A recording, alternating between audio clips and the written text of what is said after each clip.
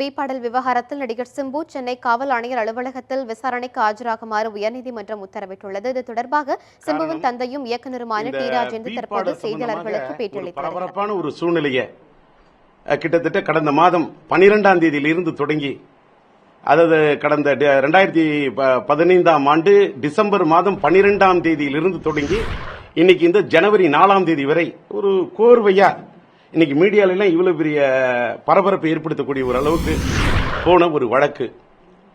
ஒரு சாதாரண சிம்பிளான ஒரு பெட்டி கேஸ் போடக்கூடிய அளவுக்கு ஒரு பெயிலபிள் செக்ஷன்ல போட வேண்டிய வழக்குக்கு இவ்வளவு பெரிய பில்டப் கொடுத்து மீடியால எல்லாம் இவ்வளவு பெரிய ஒரு இதை பண்ணி விட்டு, சிம்பு என்னமோ 3 படை தேடுது, 5 படை தேடுது, இத்தனை படை தேடுது என்றெல்லாம் பிரச்சனைகள்லாம் உருவாக்கி இவ்வளவு பில்டப் கொடுத்ததற்கு பின்னால் இன்னைக்கு நாங்க சிலம்புக்கு இந்த வழக்குல, இந்த பி பாடல் சம்பந்தப்பட்ட வழக்குல எங்களோட விளக்கத்தை அத்தனையும் நாங்க சொல்லியிருந்தோம்.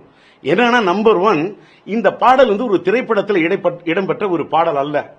ஒரு இன்னும் சொல்ல போனா ஒரு பிரைவேட் ஆல்பமா வெளியிடப்பட்ட பாடலும் அல்ல. இந்த பாடல் அடிப்படையிலே நான் சொன்னேன், எல்லாத்துக்கும் மேல இந்த பாடலை சிம்பு இத்தனை தொலைக்காட்சி இருக்கீங்க, ஏதாவது தொலைக்காட்சியில பாடினாரா? பாடல. இல்ல ஒரு ஆல் இண்டியா ரேடியோல பாடிட்டாரா? இல்ல எஃப்எம்ல பாடிட்டாரா? இல்ல ஏதாவது ஒரு ஸ்டேஜ் ஷோல பாடினாரா? இல்ல ஏதாவது ஒரு மேடையில ஏறி பாடிட்டாரா? இல்ல எங்க போய் ஒரு தெருவோரத்தில் நின்று ஒரு சிலம்பரசன் போய் பாடிட்டாரு சொன்னீங்களா? இல்ல, எங்கேயுமே இல்ல. எல்லாத்துக்கும் மேல ஒரு பாடல் என்று சொன்னால் அது அபிஷியலா அதிகாரப்பூர்வமா வெளியிடப்பட வேண்டும். வெளியிடப்பட்டதா? அதிகாரப்பூர்வமா வெளியிடப்படல. அதாவது அபிஷியலா வெளியிடப்படாத ஒரு பாடல். ஏதாவது பேப்பர்ல விளம்பரம் கொடுத்து இந்த பாட்டை நாங்க வெளியிடுறோம், ஏதாவது இந்த படத்துக்கு இந்த பாட்டுக்கு யாராவது ப்ரொடியூசர் இருக்காங்களா? இந்த பாட்டுக்கு யாராவது டைரக்டர் இருக்காங்களா? இந்த பாட்டை யாராவது வாங்கின ஆடியோ கம்பெனி இருக்கா? இந்த பாட்டை வெளியிட்டு எந்த ஆடியோ கம்பெனியாவது இதெல்லாம் பயன்பெற போறாங்களா? இல்லை. எந்த விதமான பயன்பாட்டுக்கமான இதுவே இல்லாத நேரத்தில் நாங்களே வெளியிடாத போது யாரோ ஒரு என்ன சொல்ல ஒரு அன்ஸ்க்ரூப்ளஸ், ஒரு மிஸ்சீவஸ் தேர்ட் பர்சன், ஒரு வேண்டாத விஷக்கிருமி தேடி எங்களால் தூக்கி எறியப்பட்டு ஓரங்கட்டப்பட்டு வேண்டாம் என்று வீசி எறியப்பட்ட ஒரு பாட்டை, ஒரு அறைக்குள்ள கம்போஸ் பண்ண ஒரு பாட்டு, ஒரு பாத்ரூம்ல அறைக்குள்ள ஒருத்தருக்கு பிரைவசி இருக்கா இல்லையா கம்போஸ் பண்ணப்பட்ட ஒரு பாட்டை, வேண்டாம் என்று ஒதுக்கி வைத்த ஒரு பாட்டை, ஒரு டெசர்டட் லெவல்ல ஒதுக்கி வைக்கப்பட்ட பாட்டை ஒரு தேர்ட் பர்சன் யாரோ தேடிக்கொண்டு போய் சிலம்பரசன் மீது, சிம்பு மீது வேண்டுமென்றே ஒரு அவப்பெயரை ஏற்படுத்த வேண்டும் என்பதற்காகத்தான் இதை அவர்கள் தான் இணையதளத்தில் பதிவிறக்கம் செய்திருக்கிறார்கள். அது டிரான்ஸ்மிட்டிங் அவங்க தான் பண்ணிருக்காங்க. நான் பெட்டிஷன் கொடுத்திருக்கேன். நான் கொடுத்த பெட்டிஷனுக்கு சைபர் கிரைமில் நான் போய் சென்னையில போய் கொண்டாந்து கொடுத்தேன். அதற்கு எஃப்ஐஆர் போட்டதா தெரியல. ஆனால் 12ஆம் தேதி அன்னைக்கு கோவையில் கொடுத்த ஒரு பெட்டிஷனுக்கு, ஒரு மாதர் சங்கத்தின் அமைப்பின் சார்பாக கொடுத்த பெட்டிஷனை 4 மணி நேரத்தில் எஃப்ஐஆர் போட்டிருக்கிறாங்க. எங்களுடைய இது என்னன்னு கேட்டா, நீங்க எஃப்ஐஆர் போடுறதிலே குற்றச்சாட்டுக்கான எந்த ஆதாரமும் அதுல சொல்லல. என்ன தகாத வார்த்தையை, அதாவது வல்காரிட்டி வேற, அப்சனிட்டி வேற, ஆபாசம் என்பது வேற, கெட்ட வார்த்தையை பயன்படுத்தினது என்பது என்ன, கெட்ட வார்த்தையை பயன்படுத்தினார் என்பதை கூட முழுமையாக எழுதி ஒரு பெட்டிஷன் கொடுக்க முடியல. அந்த முழுமையா கொடுக்க முடியாத இடத்துல அந்த வார்த்தையை கூட போட முடியாம ஒரு FIR, the first investigation report, எப்படி அது செல்லும்? அதில் போடப்பட்ட செக்ஷன்லாம் எப்படி இந்தியன் பீனல் கோடு படி அதில் இருக்கக்கூடிய எந்த செக்ஷன் படியும் இது பண்றதுக்கான எந்த முகாந்திரமும் இல்லை. ஆனால் இவ்வளவு எல்லாம் பண்ணதுனாலதான் அந்த கோயமுத்தூர்ல போடப்பட்ட அந்த வழக்கை எதிர்த்து எஃப்ஐஆர் போடுறதுக்கே இது அன்ஃபிட், அது கிரவுண்ட்லெஸ், தட் இஸ் பேஸ்லெஸ் அப்படின்னு சொல்லிட்டு தான் நாங்க ஒரு குவாஷ் பெட்டிஷன் போட்டிருந்தோம்.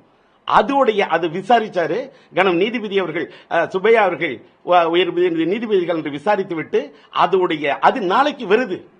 அந்த பெட்டிஷனை, அந்த எஃப்ஐஆர் போட்டதே செல்லுபடியாகாது, தள்ளுபடி பண்ணும் அப்படின்னு தான் நாங்க போட்டிருந்தோம். அந்த வழக்கு நடக்கும் போதே அதற்கு நாங்க ஃபர்ஸ்ட் ஆன்டிசிபேட்டரி பெயிலை நாங்க மூவ் பண்ணவே இல்லை சிலம்பரசனுக்கு. ஏன்னா this is it's simply it's bailable section, all bailable section சொல்லக்குள்ள இதுக்கு ஏன் ஒரு ஆன்டிசிபேட்டரி பெயில், இந்த முன்ஜாமீன் இட்ஸ் நாட் நெசசரி அப்படிங்கிறதுனால தான் நாங்க மூவ் பண்ணவே இல்லை. ஆனால் கோயமுத்தூர்ல போட்ட வழக்கை தொடர்ந்து சென்னையிலையும் வேறு ஒருவர் கொடுத்து விட்டார், அவருக்கு மன உளைச்சல் ஏற்படுத்தி கொடுத்த ஒரு வழக்கையும் இவர்கள் பதிவு செய்தவுடன் அப்பதான் ஒரே அஃபென்ஸுக்கு, ஒரு குற்றத்துக்கு 2 இடத்தில் ஒரு எஃப்ஐஆர் போடும்போது நாங்கள் ஆன்டிசிபேட்டரி பெயில் மூவ் பண்றோம். அந்த ஆன்டிசிபேட்டரி பெயில் மூவ் பண்ணப்ப அன்றைக்கு அரசு தரப்பின் சார்பில் கொடுக்கக்கூடாதுன்னு எவ்வளவு பலத்தை எதிர்ப்புகள்லாம் கிளப்பிட்டு இருந்த காரணத்தால் அந்த வழக்கு மீண்டும் இன்றைக்கு ஜனவரி மாதம் 4ஆம் தேதி இன்றைக்கு இந்த வழக்கு இன்றைக்கு மதியம் விசாரிக்கப்படும் என்று சொல்லிய போது இன்றைக்கு எங்கள் தரப்பில் தியாகேசன் அவர்களும் எங்களுடைய சீனியர் கவுன்சில் முத்துக்குமாரசாமி அவர்களும் கனம் நீதிபதி ராஜேந்திரன் அவர்கள் முன்னிலையில் அவர்கள் தோன்றி அவர்கள் கருத்துக்களை அரசு தரப்பினரையும் மீறி எடுத்து வைத்த வாதங்களின் காரணமாக இன்றைக்கு என் மகனுக்கு அந்த முன்ஜாமீன் கிடைத்திருக்கிறது. ஒரு பெயிலபிள் செக்ஷன், அதுவும் 11ஆம் தேதி in front of the police. இதெல்லாம் கஸ்டடியில் எடுத்து வச்சு விசாரிக்கக்கூடிய அளவுக்கு ஒரு பெரிய அஃபென்ஸே இல்ல. ஒரு மேஜிஸ்ட்ரேட்டுக்கு முன்னாடி பெயில் கொடுக்கணும், கொடுத்தே தீரணும். இது கைதே செய்ய முடியாத அளவுக்கு இருக்குங்கிறத அங்க கனம் நீதிபதி அவர்கள் அதை பதிவு செய்து இன்றைக்கு அப்படி இந்த பெட்டிஷனருக்கு இந்த பெட்டிஷன் போட்ட சிலம்பரசனை ப்ரொடெக்ட் பண்ணக்கூடிய பாதுகாக்கக்கூடிய அளவில் ஒரு நல்ல தீர்ப்பை வழங்கியிருக்கிறார். அந்த தீர்ப்பை ஒட்டி இந்த தீர்ப்பை நான் பெறுவதற்கு காரணமாக இருந்த நான் என்ன சொல்றேன்னா, எல்லாம் வல்ல இறைவன், எல்லாம் வல்ல இறைவன். இறைவன் என்று சொன்னால் வடக்கருத்தீஸ்வரர் கோயிலில் சென்று அன்றைக்கு நான் காஞ்சிபுரத்திலே நான் அன்றைக்கு ஒரு யாகம் நடத்திவிட்டு என்ன சொன்னேனோ, நான் காலபைரவர் கோயிலுக்கு காஞ்சிபுரத்திலே சென்றாலும் சரி, காஞ்சி காமாட்சியம்மன் கோயிலுக்கு சென்று வணங்கினாலும் சரி, நான் ஸ்ரீராம ஜெயம் ஆஞ்சநேயர் கோயிலுக்கு சென்றாலும் சரி, சர்ச்சுக்கு போய் பிரைஸ் அவார்ட் என்று எல்லாம் வல்ல இறைவனை கர்த்தர் ஒருபோதும் என்னை நம்மை விட்டு விலகுவதும் இல்லை, கைவிடுவதும் இல்லை என்று கர்த்தர் சொன்ன வார்த்தைகள் நம்பி காரணத்தால்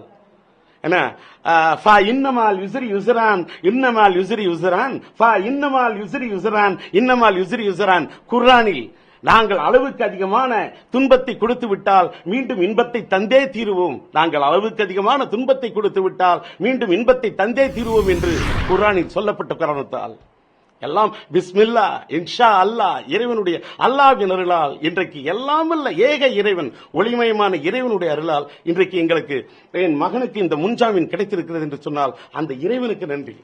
அந்த இறைவனுக்கு நன்றி செலுத்துகின்ற அதே நேரத்திலே தமிழ்நாட்டில் இருக்கக்கூடிய அத்தனை தாய்மார்கள் தொட்டு எங்களுடைய ரசிகர் மன்றத்து தோழர்கள், என்னுடைய கட்சி தொண்டர்கள், என்னுடைய நல விரும்பிகள், என்னுடைய அபிமானிகள் அத்தனை பேரும் செய்த பிரார்த்தனை, அத்தனை பேரும் எங்கள் மீது காட்டிய நம்பிக்கை, இவ்வளவு ஏன் ஒரு சிவசேனா கட்சியைச் சேர்ந்தவர்கள், நம்முடைய ராஜ் தாக்கரே கட்சியைச் சேர்ந்த மற்றும் நவநிர்மான் சிறுபான்மை தேசிய கழகம் என்று எத்தனையோ சின்ன சின்ன அமைப்புகள், நடுநிலை அமைப்புகள், இந்த வீரலட்சுமி போன்ற தமிழ் இன உணர்வு படைத்த நல்ல தமிழ் தூய நெஞ்சங்கள், தமிழ் தூய சாதியைச் சேர்ந்த அத்தனை அமைப்புகளும், இன்னும் சொல்லப்போனால் மொழிக்கெல்லாம் அப்பாற்பட்டு அது கர்நாடகத்திலிருந்து எத்தனை ஆதரவு குரல், கேரளாவிலிருந்து எத்தனை ஆதரவு குரல், ஆந்திராவிலிருந்து எத்தனை ஆதரவு குரல், ஏன் மகாராஷ்டிராவிலிருந்து எத்தனை ஆதரவு குரல், உலகெங்கும் இருக்கக்கூடிய ஈழ தமிழர்கள் எத்தனை பேர், அத்தனை பேரும் எங்களுக்கு ஆதரவாக குரல் கொடுத்திருக்கிறார்கள். இன்றைக்கு தமிழ்நாட்டில் இந்த சிலம்பரசன் ரசிகர் மன்றத்தின் சார்பாக எத்தனை அமைப்புகள் சிலம்புக்கு ஆதரவாக போராட வேண்டும் என்று துடித்த போது, ஆனால் போராட்டத்துக்கு வழிவகுத்தார்களோ இல்லையோ, அரசு தரப்பிலே உத்தரவு கிடைக்கவில்லை என்றாலும் கூட அத்தனை இடங்களில் எங்களுடைய குரல் டிவி பாருங்க, எத்தனை ரசிகர் மன்றங்கள் தங்களுடைய போஸ்ட் அடிச்சு விட்டுருக்காங்க. அத்தனை போஸ்ட் அடிச்ச எங்களுடைய சிலம்பரசன் ரசிகர் மன்றத்துக்கும் எங்களுடைய லட்சிய திமுக தொண்டர்களுக்கும் நடுநிலை அமைப்பை சார்ந்த தமிழ் அமைப்புகளுக்கும் நான் நன்றி தெரிவிக்கிறேன். எல்லாத்துக்கும் மேல இந்த வழக்கை தொடுத்து விட்டு என்னுடைய பேட்டியை பார்த்துவிட்டு என்னுடைய மனைவி உஷா ராஜேந்தர் அவர்களுடைய அந்த ஒரு தாயின் கண்ணீரை குமுறலான பேட்டியை பார்த்துவிட்டு இந்த தமிழ் இன உணர்வோடு ஒரு மனித நேயத்தோடு அவர்கள் கட்சியின் சார்பிலே சைதாப்பேட்டை நீதிமன்றத்திலே போட்டிருந்த வழக்குகளை கூட வாபஸ் பெற்ற பாட்டாளி மக்கள் கட்சியின் நிறுவன தலைவர் டாக்டர் ஐயா அவர்களுக்கும் அவருடைய அன்பு மகன் என்னுடைய இனிய நண்பர் டாக்டர் அன்புமணி ராமதாஸ் அவர்களுக்கும் அதை போல தமிழ் இன உணர்வோடு என்னுடைய இனிய நண்பர் ஒரு தூய தமிழ் இன உணர்வோடு மனிதநேயத்தோடு விடுதலை சிறுத்தைகள் சார்பிலே அவர்கள் கட்சி சார்பிலே போட்டிருந்த அந்த வழக்கையும் வாபஸ் பெற்ற திருமாவளவன் அவர்களுக்கும் இதை போன்று எங்களுடைய என் மகன் மீதும் என் மீதும் அக்கறையோடும் பாசத்தோடும் அபிமானத்தோடும் எங்களுக்காக இத்தனை பேர் நடுவுநிலைமையோடு எங்களுக்காக குரல் கொடுத்த காரணத்தால் அத்தனை தாய்மார்கள் கோயிலுக்கு போனப்ப உன் மகன் ஒன்னும் ஆக மாட்டான், உன் பையனுக்கு ஒன்னும் பிரச்சனை இல்ல, இது சதிதான், இதையெல்லாம் உடைத்துக் கொண்டு உங்கள் மகன் நிச்சயமா இதில் இருந்து விடுபெற்று வருவார் என்று குரல் கொடுத்த அத்தனை தாய்மார்களுக்கும் அத்தனை நல்ல ரசிகர்களுக்கும் இந்த தருணத்திலே முன்ஜாமீன் இன்னைக்கு கிடைத்திருக்கிறது என்று சொன்னால் இந்த முதற்கட்ட வெற்றியை ஏற்படுத்தி கொடுத்த எல்லாம் வல்ல இறைவனுக்கும் நன்றியை தெரிவித்து எங்களுக்கு சார்பாக குரல் கொடுத்த மீடியா நண்பர்களுக்கும் பத்திரிகை துறை நண்பர்களுக்கும் எங்களுக்கு ஒத்துழைப்பு கொடுத்த அத்தனை மீடியாக்களுக்கும் என்னுடைய நன்றியை தெரிவித்துக் கொள்கிறேன்.